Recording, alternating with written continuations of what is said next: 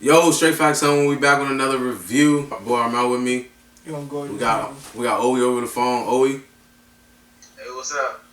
Views from the six. Views, whatever you want to call it. Review is finally here. Long awaited. Right now, a lot of people say Drake's the hardest rapper in the game. A lot of people say he's the best rapper in the game. So this project was obviously much anticipated. This is probably the most anticipated album of the year. It's a long project, as I expect. When you talking about like the top rappers in the game, like Kendrick, Drake, J. Cole, I expect a long body of work. Anybody can give me a couple songs and like stay hot, stay relevant. I want to see a long body of work. I want to see something that like if I look at someone like Big Sean, Wale, I expect like 10 songs. Even though I'm a fan of Wale myself, I expect something short because like they're not up to that standard.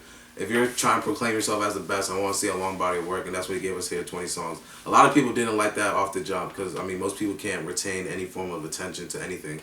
But, like, people say his best work, Take Care at 20 tracks, so I don't see where they're getting at with that point. But, all right, so the first song, he starts it off with Keeping the Family Close. Personally, I like the aesthetic of this song. I like how it sounds, some of the stuff he was saying. But, like, when you look at the lyrics, and then it's just like, bro, really? He's out here crying about Nicki, like, move on. It'll be one thing if he's just trying to take the joint. He's really talking about you really picked him? You really picked him? Like, obviously he's his boyfriend. Like, what are we talking about? Like, he really had him moping throughout the whole first track of the album. Like, no, I'm saying, like, how do we know he's talking about Nicki? He was like, he doesn't talk to Nicki anymore. Like, I'm him, but what does that have to do with anything? Yeah, but he wasn't saying that he talked to her. He was just talking about the situation. You don't have to talk to her to talk about the situation. Yeah. It's not the intro I'm not with it. Like, I'm not bumping it ever again.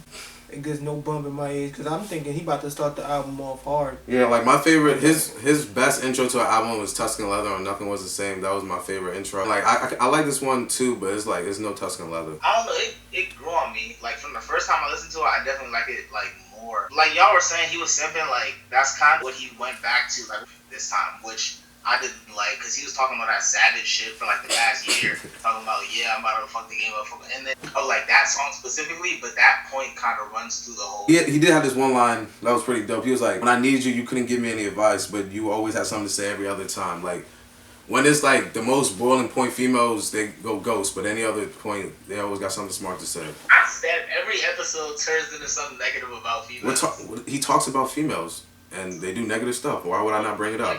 Alright, then you get into the next two tracks. Personally, I like the first half of the album more than the second half. So like these two were some of my favorite. But man, people were talking about some of the weak bars. And 9, he gets right into it, man. Like, there was this one line, he was like, "Keychain go jang-a-lang, I wanna do major things." Like, bro, what? That's the best way you could describe having multiple cars? Like, but like, he definitely has some quotables in 9. There was one part though, he was, "All these handouts getting out of hand, I'm gonna start telling niggas they can get it how they can." He's telling people like, "I'm the best, I don't need to help you out." Like, same thing he said in Charged Up, "I don't need the money for a feature," and stuff like that. Like, I thought that was pretty dope. You With Me, oh my gosh, no. This has to be the best, one of the best songs on here. Yeah, so he was using a DMX sample. I think it's funny because, like, I don't know if you've seen the DMX interview. Like, he don't bang with Drake at all. Straight from the jump, on some DMX-ish, I group DM all my exes. I was like, whoa, that's some savage. And then, like, if you bring it back, on my DMX-ish, I DM all my exes. Oh, like he put his name back into it. That was pretty dope. And then he was talking about, he was saying some sucker shit, but it was real some gangster because like he's telling them that I love him like right afterwards, but like he's saying it all to them at once. Like they all seeing that he's talking to all these multiple women at once. That's pretty dope. He was being clever with it at that point. I wasn't feeling it. There was this one point when he was talking about Serena Williams. He was like, "I know you heard that my girl is sponsored by Armel. She always corrected me when my timing's off." And then later on he's talking about, "You want to walk around naked in the kitchen without running into one of my dudes. That's not how we living." I'm like, yo, that's some deep, like, he's referring to like Serena as his girl, and then like, but like, he's telling like the time is off because like he's just trying to like, but she's trying to settle down. If you have your boy seeing your girl naked, if you have your boy seeing your girl naked, you're obviously not exclusive, like, so it's like, that's pretty dope. Like, she trying to settle down, cuz not with it at all. But like, he would have tough bars or tough analogies like that, and then he would say something like, "Keychain go jang," or like, what are we talking about? I never seen Drake miss so many times on a complete project. Like, this is a first for me. Get into the 5th track, Hype. I didn't really get the placement of this. Like, I don't really get the whole concept of the album. He says it's like Toronto, winter to the summer, then to the winter, but I didn't get any of that pretty much throughout the whole project. So that was a big miss for me. And then Hype was so random, so I guess this is the first installment of the summer, but that doesn't make any sense because that was a quick ass summer because Western Flows comes right after, and like that's definitely not a summertime song. Yeah, bro. Hype was that shit.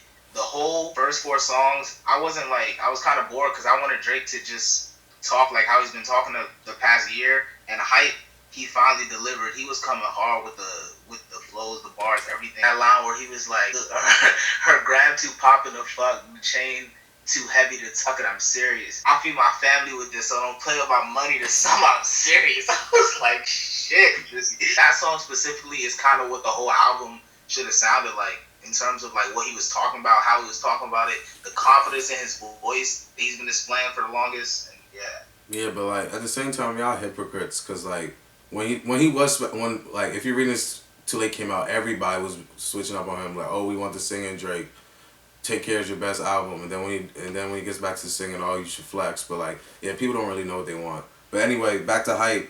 Like, yeah, from the jump, he was talking about, last year I know you learned your lesson, I could GPS you if you need addressing. I'm like, whoa, damn, from the jump, Meek, that was a tough bar. And, like, Meek's on house arrest, too, so, like, he could pull up at the crib. Like, that's pretty dope with the GPS. But, like, we know he's not going to do that. All these rappers is liars. And then he goes further on, like, boy, lied as Michael Jackson, but off the verses he's been blacking. Damn, they want to be on TV right next to me. They cannot be here right next to me. Don't you see Riri right next to me? It was just, like, the consistent flow after flow after flow. But then he said something that got me pause.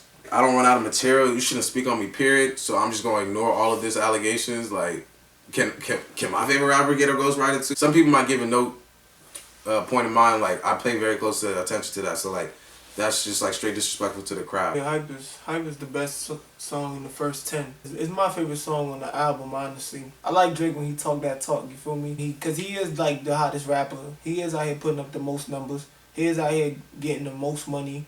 He's that dude right now, like it or hate it, whatever. So I like when he talk that talk. And then you get into Western Road Flows, and this took me back to Thank Me Later, Drake. This is my favorite song on here.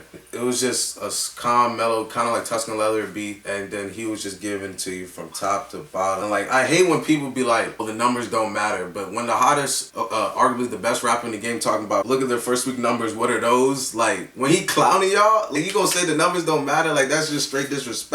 Them boys not even coming close. Like, damn, I got a price on my head, but there's a risk to collect it. Like, damn. And he's talking about the effects of Meek. He took another shot at Kendrick when he was talking about, I used to have secret handshake to confirm my friends. Now they just shake my hands to hide detention. And then he talks about taking the recipe. Obviously a Kendrick reference from his song. Because he was talking about after the Control verse, he actually like on some gangster shit, he confronted Kendrick about it. Like, do we have a problem? Kendrick like, nah, it's all rap.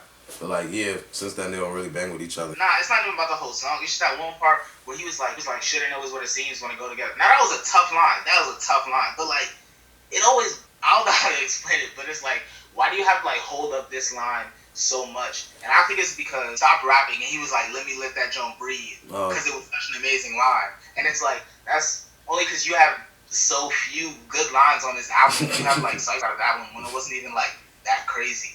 Yeah. And these first 10 songs is too soft. Takes away from the album to me. Not even the first 10, man. We gonna get deep into it. Like, you got all this Caribbean / African music.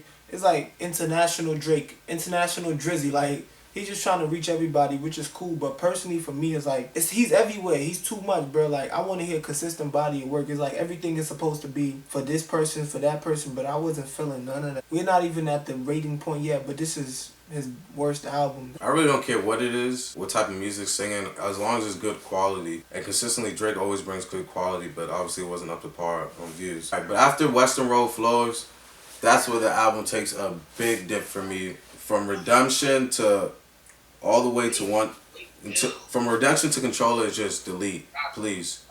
What, nigga? Since you brought it back to Western Flows, there was this, like, at the end of it when he's talking about Tory Lanez, I don't know if you've seen the interview, but like, yeah, Tory Lanez completely ducked all work. He was like, don't get hyped for the moment and start to backpedal. Don't let your newfound fame fool you or cloud up your judgment. Talk loosely. I really do this. Been flowing since Vince Carter was on some through the legs hoop shit. I'm like, yo, that's what I'm talking about. Where that? That sound like it was directly taken off of what's that one song? Thank Me Now. Like, it was just perfect. Like the way he was like consistently flowing. But yeah, from there the album takes a big drop. Like, oh my gosh, like turn this joint off. Like I'm not even talking about Redemption, Ass, With You, no, Faithful. Like that Pimp C verse was not even needed. Still here. No, you can say whatever you want, son, but Redemption is tough. Redemption is tough. Hell man. no. Oh my gosh. Look, son, my one problem with Redemption, because I feel like that was when Drake was on his ultimate like simp shit. And I know we're just talking about how he shouldn't be a simp, he should go hard for this new like era he's in. But if you go and be a simp, son, be a simp. Because on if you're reading This Is Too Late, he was going hard like the whole time. But Jungle was still tough because he was on that simp shit. And in Redemption, my one problem is at the end where the one verse like he goes away from it and then he starts to tell like his whole side. And he's not really simping anymore. He's just like telling the girl what she did wrong. And that just like fucked up the whole song for me. Because I feel like if you're going to be a simp and do it well. And he did it throughout like the first 2.5, 3 minutes. I was like, oh my gosh, this is the tearjerker right here. And then he just fucked it up at the end. So like, Redemption, With You, Faithful, Still Here, Controller. Actually, no, not Controller. Those are what I can't stand. I like personally One Dance. Like I like the feel for it. I feel like that's gonna be played all summer. Nice vibing song. But like Grammys, like I'm done with Future. Like I can't listen to Future. Like it's literally so repetitive. Right? People fucked it up, right? No, they both did. But yeah, Future did it more. Like I can't like design. The reason people like designing more than Future is one verse. Like he's actually spitting. Like Future, he literally says the same thing over and over and over. It's nothing new. I can't stand that. Like we gonna think we won the Grammys. We gonna think we won the Grammys. Like I can't do it. He said, That shit is low. And then Child's Play. This song is the most like, and I think like this is just the most embarrassing to Drake. Like what is this? Like this is what it actually kind of made me laugh. He was like, "Don't make me give you back to the hood." That made me laugh. I was like, "Damn, you got control of the woman's life that much." But then he just started crying like, "Why you gotta fight with me at the Cheesecake Factory? You know I love to go there. You say I'm acting light skinned. I can't take you nowhere. Like, shut up." What? I don't vibe with pop style at all. Like, and then he took out the best verse in there. He took out Kanye's verse. You thought I was gonna let the Tandem line slide? You thought I was gonna let that slide? You thought I was gonna let that slide? We should have known what it was once we heard that single off the. We should have known what we was getting ourselves into. Got so many chains. I think I'm chained in town. Oh, like really? That's how you know Drake is the hottest. When this nigga said, "Turn the 6 upside, now it's a 9 now." Right, brother, you reaching, but since it's Drake, it's heat. Woo! I let that one slide because there was so many others. Like There's so much badness. Yeah, like, bottom and after One Dance, the only one I do like is View. Ended the album off well. I was like, Rappers start good and well. Yeah, they rather run up on me than on their goals. Like, damn, they're so focused on ruining you, they're not even bettering themselves. Really. Like, Yo, my favorite line is when he was like basically talking about if I wasn't at the top, these dudes wouldn't talk to me no more. So I'ma milk this shit for everything it is, and that's the truth. Like if Drake fall off tomorrow, you know people's waiting to get that top spot. So yeah, bro, milk them, use them, whatever. If you stop banging with them when they not hot, cool, because they gonna do the same thing to you. My whole thing is just I love when Drake rap. Drake rapping, ghostwriter, no ghostwriter, I don't care. He is dope. His flows is dope. I love when he talking that ish because it make him want to go get something.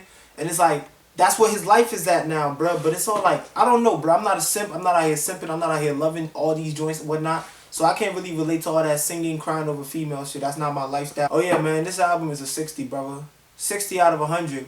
And if you're a Drake stan, I'm sorry. Maybe y'all can relate. I can't relate to this at all, bro. man, like I said earlier, people don't know what they want. Like they said, like when Take Care first came out, everybody was hating it. Like I don't like this singing. Where's all this coming from? Da, da, da. Next thing you know, you're proclaiming him as his best album. Then he comes back with the singing. He's like, no, I don't like this. There's too much singing. Like y'all don't know what y'all want. And when If You're Reading This Too Late came out, I was like, why is he rapping? This is not what he do, but like whatever. Always said like he's supposed to be coming out with new music. Like that just disrespects your whole other project. So I shouldn't even listen to that. There's songs in here that I'm gonna just be playing to my grave because I'm a Drake fan. I like those songs that I'm gonna just play to my grave. I don't care. But there's songs on here that I would never listen to ever again. My grading with this would be a little different. The way I grade Drake, all his projects. Personally, I give this album a 68. But then for me personally, I'm gonna take 10 off because of the ghostwriting and all the accusations. So that drops it down to a 58. Some people might take lesser because it doesn't really affect their mind, so they might take 5 off. Some people they don't care at all. It might take 0. I'm taking 10 off because like that's how like I feel like it's a whole letter grade. Like when you turn an assignment in, that's a letter grade down. Even if there was no ghostwriting on this, it could have been like, all right, I took a couple songs from this, that, and the third, but on this project, I ain't do that. He didn't do that. You keep beating around the bush.